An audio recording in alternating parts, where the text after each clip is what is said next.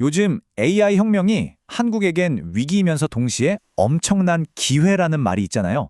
도대체 뭐가 위기라는 거고 또 그 안에 숨겨진 기회는 대체 뭘까요?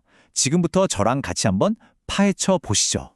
아니, 생각해보면 불과 몇 년 전까지만 해도 AI는 되게 먼 미래의 얘기 같았잖아요. 근데 지금은 우리 대신 글도 써주고 그림까지 그려주는, 뭐랄까, 완전 일상 속 파트너가 됐습니다. 진짜 놀라운 변화 아닌가요? 그런데 말이죠. 이렇게 눈부신 발전 속도가 유독 한국 사회에는 아주 깊은 불안감을 주고 있다고 해요. 어느 전문가분은 이걸 국가적인 멘붕 상태다, 이렇게까지 표현하더라고요. 대체 왜 그럴까요? 지금부터 그 이유를 한번 제대로 알아보겠습니다. 자, 모든 것의 시작점은 바로 AI가 몰고 온 이 거대한 충격파였습니다. 이 기술이 우리 사회를 얼마나 또 어떻게 뿌리부터 바꿔놓았는지 그 이야기부터 한번 시작해 볼게요. 이 변화가요, 생각보다 훨씬 더 우리 삶 깊숙이 파고들었어요. 이제는 사람들이 연애 상담 같은 사적인 고민부터 되게 중요한 사업 결정까지 AI한테 물어보고 그 판단을 믿는다는 거예요.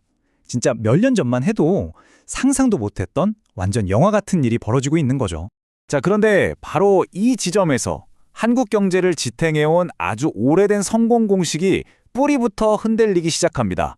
수십 년 동안 우리를 이끌어왔던 그 전략이 왜 갑자기 엄청난 위기를 맞게 된 걸까요? 그건 바로 수십 년 동안 한국 경제를 이끌어온 강력한 엔진, 바로 패스트 팔로워 전략 때문입니다. 그러니까 선진국들이 만들어 놓은 길을 누구보다 빠르고 효율적으로 쫓아가면서 정말 기적 같은 성장을 이뤄냈던 거죠. 김대식 교수님이 이걸 오픈북 시험에 비유하시는데 이게 정말 기가 막힙니다. 항상 참고할 수 있는 모범 답안, 그러니까 선진국의 성공 사례가 떡하니 있었던 거예요. 그러니 우리는 그걸 보고 더 빠르고 정확하게 정답을 향해 달려갈 수 있었던 거죠. 하지만 AI 시대는 이건 완전히 다른 시험이에요. 그 누구도 정답을 모르는 역사상 최초의 클로즈북 시험이 시작된 겁니다.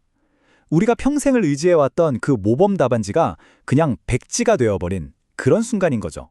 이제 더 이상 과거의 성공 공식에 기댈 수 없는 이유, 이건 아주 명확합니다. 게임의 규칙 자체를 완전히 바꿔버린 세 가지의 거대한 변화가 있기 때문이죠. 그게 뭐냐면요, 바로 AI의 무시무시한 속도, 그리고 더 이상 서로 협력하지 않는 세계 질서, 마지막으로 완전히 달라진 세대의 가치관입니다. 이 세 개의 거대한 파도가 한꺼번에 밀려오면서 기존의 성공 방정식은 말 그대로 그냥 쓸모없게 되어버린 거예요. 첫 번째는 바로 이 압도적인 속도입니다. 예전에, 그러니까 공업 시대에는 50년이 걸려야 따라잡을 수 있었던 기술 격차가요, AI 시대에는 불과 몇 년 만에 벌어져 버려요. 이게 무슨 뜻이겠어요? 한번 뒤처지면 어쩌면 영원히 따라잡지 못할 수도 있다는 거죠.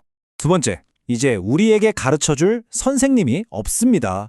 기술 패권을 둘러싼 경쟁이 워낙 치열해지다 보니까 한때는 지식을 공유하던 나라들이 이제는 서로의 기술을 철저하게 숨기고 있어요. 각자 도생의 시대가 열린 겁니다. 그리고 마지막 세 번째, 세대가 바뀌었습니다. 나의 삶과 행복을 무엇보다 중요하게 생각하는 지금의 젊은 세대에게 과거처럼 방샘 근무나 주말 출근 같은 그런 무조건적인 희생을 더 이상은 강요할 수가 없는 세상이 된 거죠. 자, 이런 변화들이 모여서 한국은 지금 아주 기이하고도 비싼 역설적인 상황에 놓이게 됐습니다. 뭐냐면 바로 자동차는 없는데 엔진만 잔뜩 쌓아두고 있는 그런 상황인 거죠. 이게 무슨 말이냐면요, 미국은 지금 AI라는 자동차를 타고 막 달리고 싶어서 안 달리났는데 정작 가장 중요한 엔진이 부족한 상황이에요. 그런데 반대로 한국은 세계 최고 수준의 엔진, 그러니까 AI 연산에 꼭 필요한 GPU를 산더미처럼 확보해 놨거든요. 근데 정작 이걸 달아서 달릴 자동차, 즉 AI 서비스가 없는 아주 아이러니한 상황에 빠진 겁니다.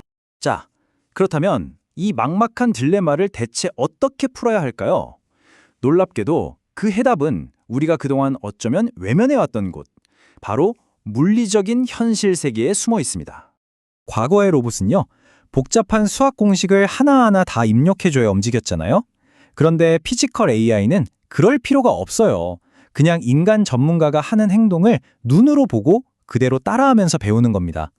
마치 아기가 부모를 보면서 걸음마를 배우는 것과 똑같은 원리죠. 그리고 여기서 진짜 중요한 포인트는 누가 가르치느냐 하는 겁니다. 예를 들어서 미국 학생이 가르치는 로봇이랑 한국 학생이 가르치는 로봇은 물병을 건네는 방식부터가 다르대요. 이게 왜냐면 가르치는 사람의 문화나 몸에 밴 노하우가 로봇에게 그대로 학습되기 때문이에요. 바로 이 지점에서 우리는 아주 놀랍고 희망적인 결론에 다다르게 됩니다. 그건 바로 우리가 미처 깨닫지 못했던 우리 안에 이미 존재하고 있던 새로운 국가적 보물을 발견하게 되는 거죠. 자, 한번 생각해 보세요. 우리가 쓰는 챗 GPT를 똑똑하게 만든 데이터. 그거 대부분 인터넷에 널려 있는 글들이잖아요. 다시 말해서 마음만 먹으면 누구나 가져다 쓸 수 있는 일종의 공공재 같은 거죠. 하지만 수십 년 동안 한 분야에서 경지를 이룬 용접장인의 그 미세한 손놀림, 또 베테랑 기술자의 몸에 밴 숙련된 움직임, 이런 건 어떨까요? 그런 귀중한 움직임 데이터는 인터넷 그 어디에서도 찾을 수가 없습니다. 오직 대한민국의 산업 현장, 그 기술자들의 몸에만 기록되어 있는 거죠. 그리고 중요한 건 이제 우리에겐 그 데이터를 고스란히 담아낼 기술이 생겼다는 겁니다. 생각해보세요. 미국이 반도체를, 그리고 중국이 희토류를 전략 무기로 삼는 이 시대에 우리나라만이 가질 수 있는 이 움직임 데이터야말로 대한민국이 내밀 수 있는 가장 강력한 히든카드가 될 수 있다는 겁니다. 그래서 마지막으로 이런 질문을 던지게 됩니다. 어쩌면 우리가 그저 낡은 과거의 유산이라고만 생각했던 이 제조업의 힘이 사실은 다가올 AI 시대의 미래를 여는 대한민국만이 가진 단 하나의 마스터키가 될 수 있는 건 아닐까요?